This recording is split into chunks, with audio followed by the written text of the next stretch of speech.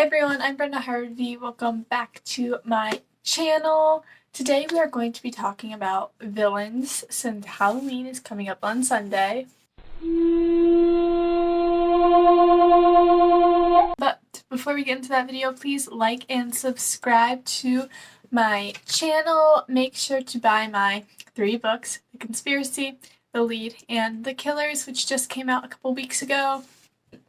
Make sure to leave any comments and questions you have for me and be watching my website, which is all linked in the description below, and listening to the video. So how do you create a good villain? Well, first we have to define a good villain, and the first one that comes to my mind is Darth Vader from the first 3 Star Wars movies. So what makes Darth Vader a good villain? Well, he's terrifying. That the first scene you see him in, you're just terrified. He's big, he's scary, and he kills people without touching them. So. And when I first saw Darth Vader, I was small. I wasn't really supposed to see him at the time. But, he scared me a lot.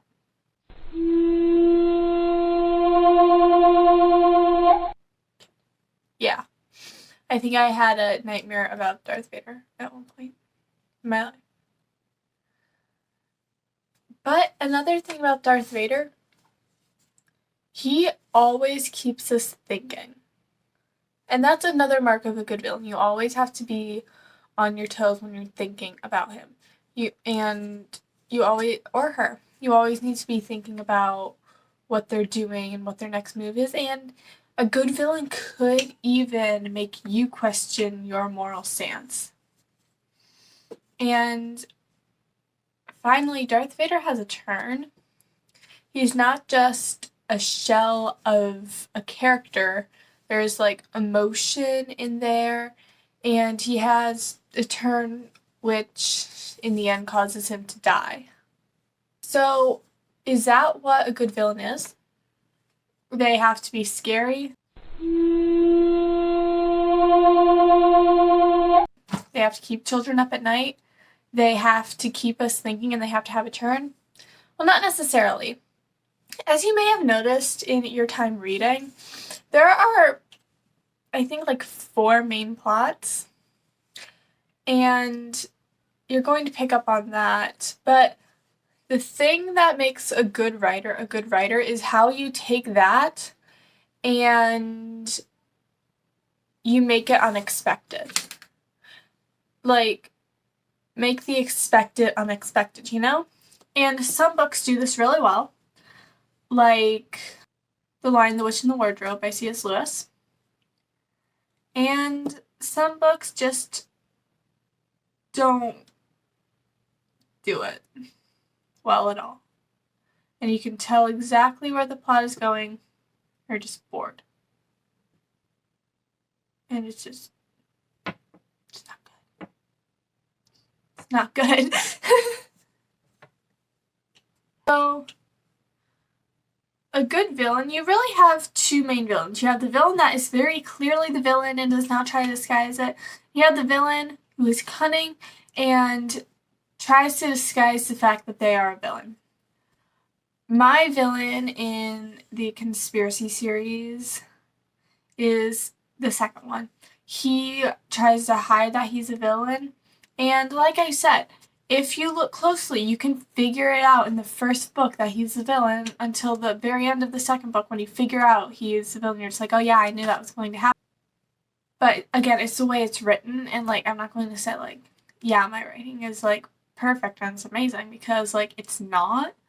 But that type, and I personally think I did it pretty well. To a good villain, there's this element of danger.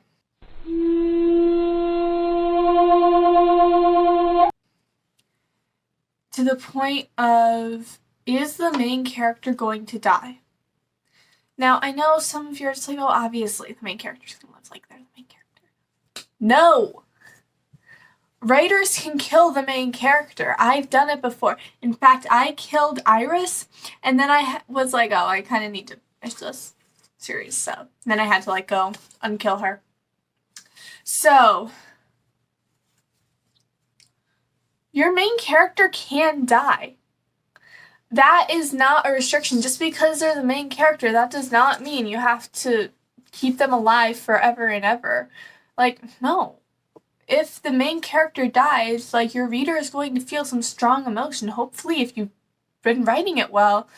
And their sacrifice is going to be, like, strong, it's going to be noble. And when you talk, and when you're talking about this character, it's like, once they're dead, there is still a story to go on, because unless you are writing this, like, dystopian world where there's only one person left in the world and that's your main character, that's fine, and there aren't going to be any other people and the story's going to end. But assuming you're not writing that, which is most books, there are side characters. There are almost main side characters. You just need to take the focus off the main character that just died, shift it to the characters that are still living. Or you could even do a thing where you take your main character, you kill them, take them to the afterlife. Now, whether you believe in an afterlife or not, you can still invent one. That's the beauty of writing. Even if you don't believe in something, you can invent it.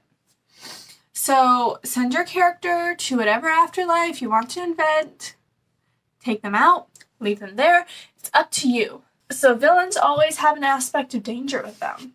And a good villain is going to scare you. A good villain, whether it's the first one where they're very clearly a villain, or the second one where it's not so clear, they should scare you. You shouldn't have a villain that's mediocre, because that's lame. And have fun. And my last piece of advice is have fun with it. Villains are meant to be the fun part. They are so wild. They are insane. Play with it. Your villain doesn't have to have a moral standing. That's what makes them fun.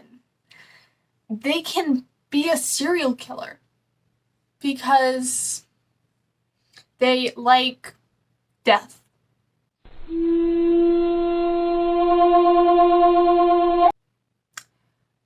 That's what's amazing about villains. You don't need to ground them in something. They can be evil for the heck of it, or they can be evil for a good cause. Because villains aren't like a main character or a hero who need to have some moral ground and they need to complete this big hero's journey thingy. They don't need to be that grounded.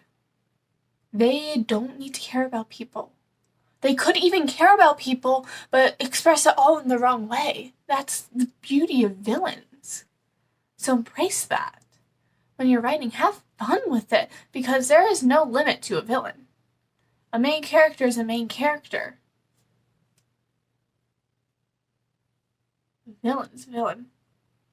A hero is a hero, but everyone always loves a good villain. So, write a good villain.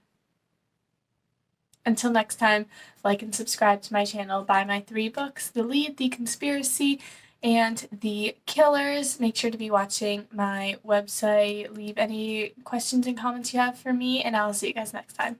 Bye. My brother is playing video games with his friend right now, and he is the loudest child in the world, so that's that. Anyway.